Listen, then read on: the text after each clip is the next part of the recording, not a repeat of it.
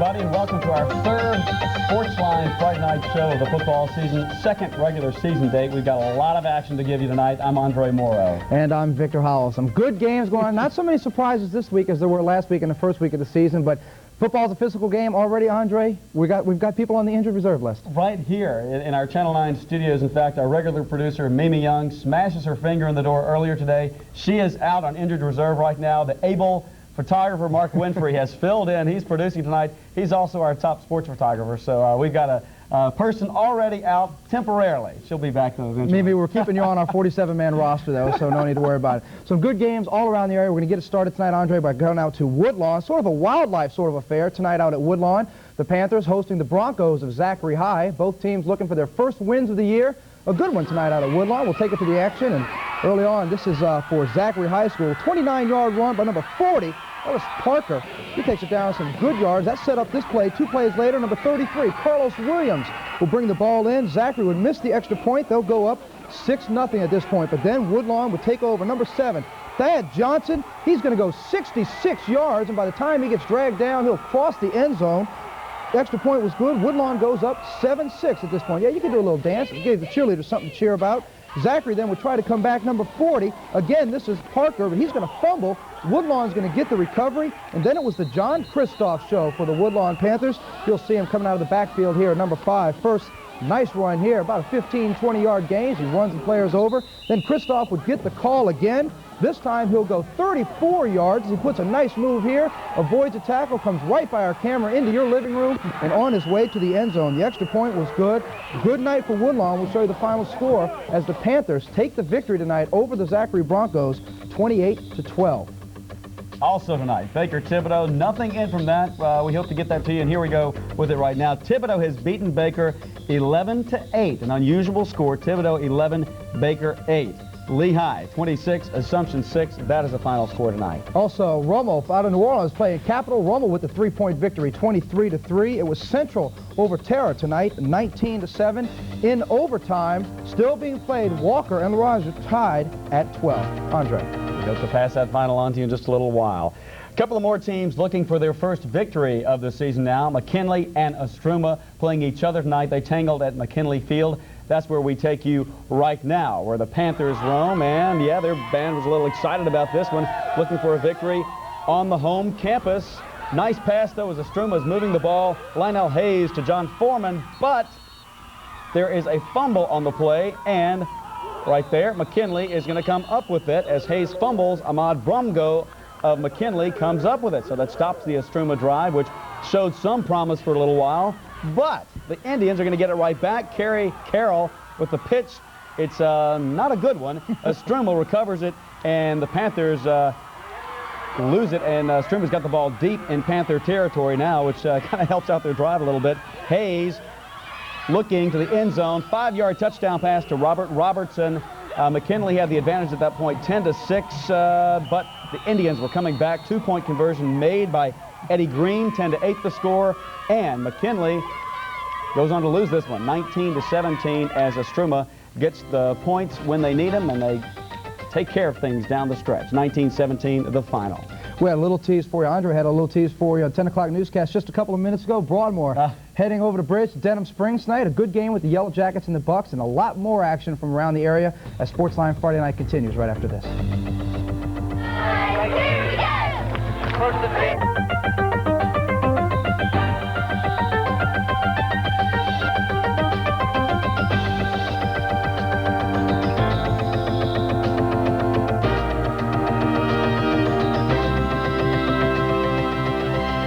Tears over in Hahnville. You saw the score as Shaw beats them 27-20. Hahnville has not felt a defeat for quite some time. Now, in our area, the Glen Oaks Panthers kept their number 2 state ranking in Class 4A after last week's huge win against West Feliciana. Tonight, the Panthers travel to Olympia Stadium, right here in town, not far down the road, to take on the Bel Air Bengals. And, of course, the Panthers heavily favored team on the #1 news channel, baby. In this one. And, yeah, thank you very much, Oscar Patterson and Glen Oaks. They look like #1 tonight, not #2. Ted White with such a great fake, it fakes our photographer out. Finally pick it up and tell us Carr with a touchdown. Give him the score, 26-0. Glen Oaks had the advantage. A little later, Bel Air, Adrian Stewart missing the exchange. Doesn't work out for him, and Glen Oaks picks up the ball on the fumble. Glen Oaks picks up where they left off. White with the quick hitter, and Kareem Wise gets inside the Bel Air 20-yard line. Carr then is going to take this thing and move it around the left side. He gets hit several times. It's finally brought down. He'll be feeling some of that tomorrow morning, the bruises probably. Then White and Carr hook up again, this time a pass for the touchdown. 15-yard scoring play, 33-0 at that point. Tellhaus's mom right there, Baton Rouge police officer, watching and celebrating as his second touchdown in the fourth quarter. Final score, 33 for Glen Oaks and nothing for Bel Air. So no question about keeping that ranking, maybe even moving up for Glen Oaks. Tell you what, Bel Air had a challenge. Everybody has a challenge facing Glen Oaks tonight. A big game tonight in Denham Springs, as we mentioned before the break. The Yellow Jackets played host to the Broadmoor Buccaneers. The Bucks enter tonight's game ranked number 6 in the state in Class 4A.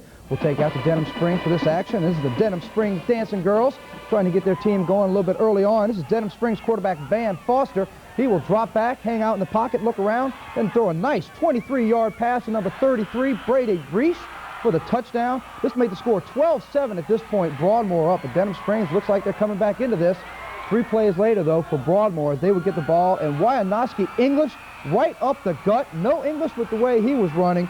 This is 73 yards up the middle against the Yellow Jackets. He would get in for the score, 19-7 at this point. Broadmoor over Denham Springs. The extra point, they run for the extra point. This would be good. Oh, you bet he's winded after 73 yards. Holy smokes. Give him some water. Oh, you better believe it. Give him something. Boy, he is definitely going to be tired. Nice run here, and now Montrell Burrell with a great scamper up the middle. This would go for 40 yards. Get down to the 10-yard line for Denham Springs. Good game this tonight out in Denham Springs. We'll show you the final score, though, as Broadmoor continues as they try to be on the road back to the Superdome. They beat Denham Springs tonight, 19-7. That will be pretty close, though. Tonight at Louisiana School for the Deaf, a clash of a couple of schools trying to rebound from opening week losses. And before we get to that, let me show you this. U High beating Catholic of Point Capee 23-6 this evening. Also, Bruley 33, St. John of Plaquemine 13. A couple other scores show you as Clinton shuts out St. Alida 26-zip. Southern Lab, a big win tonight for Coach Mike Roach, 46-6 over North Iberville. Also, a couple more scores as Christian Life shuts out Gaydon 45-zip. Also, the same thing for Jules Sumner as they beat Springfield 37-0. Now, Andre. Now we get back to it out at LSD tonight, and a couple of teams trying to get that first victory of the season. Bishop Sullivan taking on the Redemptorist Wolves. Let's take you out to LSD right now, where the action was pretty hot in this game between Redemptorist and Bishop Sullivan. Flagpole somewhere, you know. Yeah, well, both teams a little rough on each other here. It looks like some penalties, perhaps a little hot tempers. Things get under control, though. Redemptorist quarterback Kevin Kimbrell on the option. He is swamped, though, by the Bishop Sullivan defense in red. The red-clad Bishop Sullivan team gets in the end zone right here as Torrey Donaldson sneaks it over. That gave them a 6-0 advantage. However, Redemptorist got the last laugh in this one as the Wolves come roaring back. They put up 22 points and make it a final score tonight. Take you to the scoreboard, 22-9. Redemptorist beats Bishop Sullivan. Big game they had tonight, Andre, down in Plaquemine between Cecilia. The Devils had their hands full with Cecilia tonight. The team ranked number 1 in their class in the state. When we come back, we'll have those highlights for you. And a lot more scores. Sportsline Friday night continues. Stay with us. Tonight, as we mentioned going into the break, the team to beat in Class 3A right now is the Cecilia Bulldogs. The Bulldogs took their 1-0 record, and more importantly, their number 1 ranking in the state, into Plaquemine tonight to take on the Devils, and Coach C.J. Alexander will take you out for this action. Boy, the fans have got to be pumped up because they know there's a challenge on their hand early on. This is Plaquemine's quarterback throwing a pass. It's tipped by Daryl Norton off the hands of Brian Parker, caught by Christopher Osborne. You got to like some of that batting around there. Then off the punt, Cecilia here with the reception, number 10. You'll see him coming right at you. He's going to cut all the way back across the field. Getting some good yardage off of this punt. The next play, Semilia's Jamaica Dartez. You'll see him there, number 19. He would cut left, gut down the middle, then 45 yards later would hit for the touchdown. That would put Cecilia up 15-0 at this point. Fans cheering. You bet they're cheering for Cecilia. We'll show you the final score in this game out of Plaquemine tonight. A big challenge for Plaquemine. It's going to be tough when you play the number 1 team in the state. And Cecilia walks away from Plaquemine tonight with a 50-14 victory. Wow, amazing. Well, if there is one thing the Catholic High Bears are going to be doing a lot of this year, it's traveling. The Bears, they only get to see their home field 3 times this season. After going to LaGrange last Friday, Coach Dale Weiner took his team east tonight over to Independence. Big game against the Independence Tigers. Let's take you to the highlights right now. Actually, that looks like, I think that's going to be Kentwood. Is that Kentwood coming out right there? Yeah, that's. We're going to skip over very quickly on this one to Kentwood Point Capiz Central. Kentwood with the ball. Terrell Hookfin on the nice keeper, gets about 20 yards. This is Point Capiz Central with the Red Hats. Kentwood in blue and orange. The Black Hats. Here's a big run straight up the middle. Willis Williams breaks open and is finally brought down to the secondary by Point Capiz Central. A little bit later on this drive, third down, Hookfin is looking for somebody, goes deep. He cannot find Quentin Hookfin, his brother. Incomplete there. Kentwood goes back to the drawing board. Point Capiz Central with the ball now, and Dwight Fowler. Nice connection to Renard Guidry. Great offensive play. Nice pass. However, on the very next play, the Kangaroos, known for hopping, they're going to do a little bit defensively right here. They hop on the team right there and put down Point Capiz Central, and so the Kentwood fans have something to cheer about. At that point, it was nothing still. Let's see if we got the final score now for you. Yeah, we do. Kentwood 34, the final score as they put down Point Capiz Central. All right, Andre, as you mentioned, getting back to the Catholic high school game, we mentioned Catholic doing a lot of traveling this year. The Bears only see their home field 3 times all season. They went to LaGrange last Friday. They head down to New Orleans to play Jesuit next week. Tonight, Coach Dale Weiner took his team east to Independence, taking on the Tigers. A big game for Independence and for Catholic. We'll take it to the highlights. There's Coach Weiner talking to his team, trying to get the Bears fired up. Did a pretty good job. We're going to head on to the third quarter. It's already 37-12 Catholic. This is tailback Corey Gaines. He's going to break loose for a 40-yard touchdown. I'll tell you, Corey Gaines, a name to remember for Catholic High this year. 43-12 at this point for the Bears, and they would still be rolling. They're going to add the extra point here. That would make it good. 44-12 Catholic up. Independence, though, trying to fight back. Of course, Independence lost the state's leading rusher last year in Joe Harris. They're trying to fight back, though. Ray Collins looks to go all the way, but 5'6" Brandon Holden is going to run him down. Watch him catch him at the very end, at the 1-yard line. Good speed. It's a way to stick with that play as he back him down at the 1-yard line. Antoine Robinson, though, he wasn't all that amused. He's going to punch it over on the next play. Independence would score, make it 44-19. Catholic High School at this point. Independence still trying to fight. Catholic, though, doing a good job. Got a good following when you go on the road, and a good game tonight. We'll show you the final scores. Catholic comes away with a 57-24 win over Independence. As I mentioned, next week, a big matchup for the Catholic Bears as they head down to play Jesuit in the Dome. But when you score 24, you don't expect to surrender 57. That's what happened tonight. Jeanerette 13-10 over Morgan City. That's a final. Patterson 27, Lauraville 0. And Delcom, you see a 7-0 winner over Livonia tonight. A couple other scores: Vanderbilt over Catholic New Iberia 7-6. North Vermilion shuts out North Central tonight 32-0. A couple other scores for you. Notre Dame beating Iota 21-6. That's the final score. Pioneers get the victory. Turlings Catholic 28-6 over Hanson Memorial. 28-6. Turlings comes up with the win. There are more scores and highlights to show you. Stick around. The Sportsline Friday night continues. Up tonight down in Donaldsonville, where the Tigers hosted the Pelicans from Port Allen. A little rivalry here in this one. Both teams opened their season with victories. Remember, Port Allen promised they've got a great team this year. Both looking to make it 2 in a row. We know that Donaldsonville is very tough. Let's take you to the highlights. Donaldsonville players standing on the bench watching Donaldsonville with a long pass. Jason Tomplay gets the interference call on Port Allen's Brian Allen. So Donaldsonville keeps it going. That is interference, it looks like, right there. Another one, 2 in a row, apparently. Donaldsonville going to the end zone. They don't capitalize. It's incomplete in this one. They're still leading, though, in the game, 27-8. Halftime, you see the band quickly. And then Charles Williams, Port Allen up the middle. Nice gain. Port Allen still with the ball. Jerome Peterson around left end for the scamper. This thing was pretty much out of reach at this point, though. Donaldsonville, Darrell Comrie with the great pass to Ronald Landry. Nice grab. He is down, but the points were scored. Donaldsonville 46. Port Allen with their first loss of the season, 14. Okay, now we're going to take us to some action that was played last night around our area. You know, when you look at it on paper, a Class 1A school, they're not supposed to be the school in another class, like, say, a Class 3A school. It's a smaller school, usually less players to choose from. It's just not supposed to happen, right? Well, someone forgot to tell the Chapel Trafton Tigers before they took on Live Oak last night out at Christian Life Academy. We'll take you to some of that action. Again, this was action that was played last night. Here you got the national anthem being played by the Chapel Trafton trumpet early on, and then Chapel Trafton played some of their own music out on the field. This is Brady Broussard to Sean Cangelossi. This was the team that they teamed up all night long. That was a 12-yard game. Then later, again, Broussard will hit his boy again. This is a 19-yard touchdown pass. 6-0 lead at this point for Chapel Trafton. The crowd are liking this game. They would really like this game for the rest of the night for Chapel Trafton.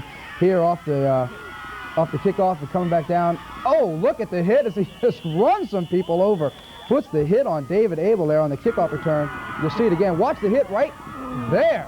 Oh, that's definitely making a Sportsline Friday night opening right there. That's a big-time hit right there. Chapel Trafton, they would get the ball back. Paul Jenkins get the nice gain here. Chapel Trafton all over the field last night and all over the scoreboard. As we show you some scores from last night's action, Chapel Trafton 49-zip over Live Oak. Also, Ascension Catholic, as they beat St. Edmund last night, 18-12. They got a big touchdown to break that thing open. It was 12-12. Opelousas 35, Washington Marion last night.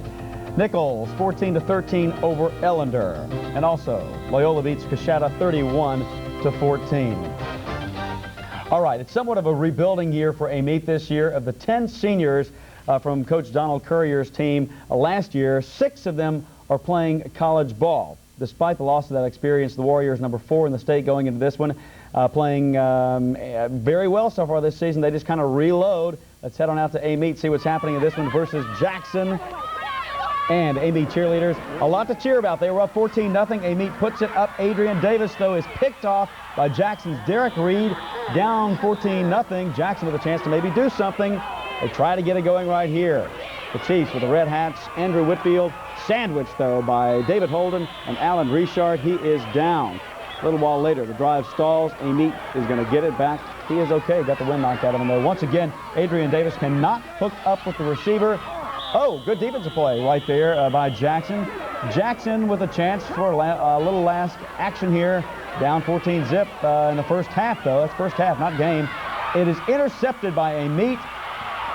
Travis Day, could he go all the way? Perhaps. He's got a long way to go right here. Reversing field. He's finally gang tackled, and down he goes. Let's check out what happened in the final analysis in this one. Amite pours it on in the second half. 41-0, the final over Jackson.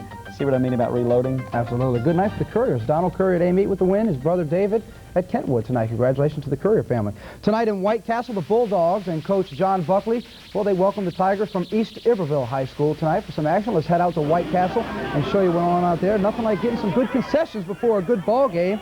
And it's sort of a good ball game if you're a White Castle fan. Here's his quarterback, Percy Jackson. A terrific pass to Kelly Roderick.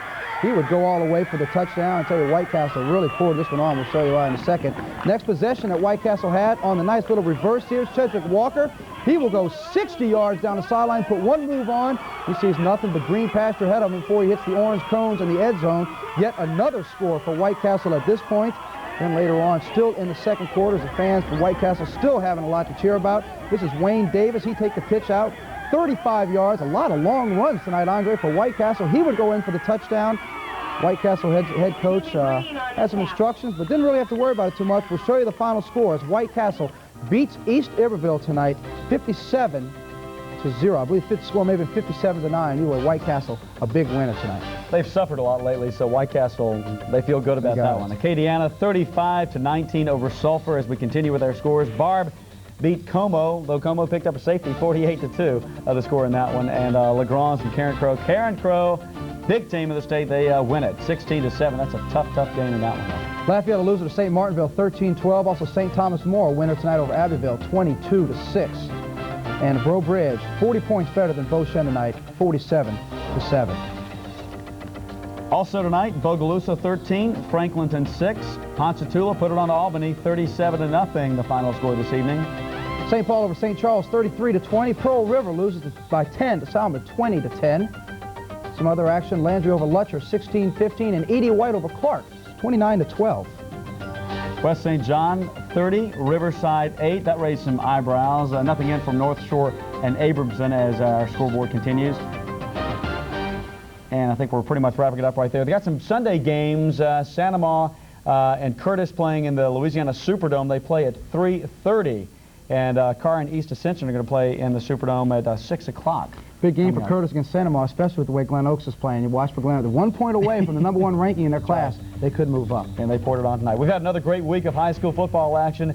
We'll have many, many more to come. So stay with us for Sportsline Friday night. Thanks for being with us. Good night, everybody.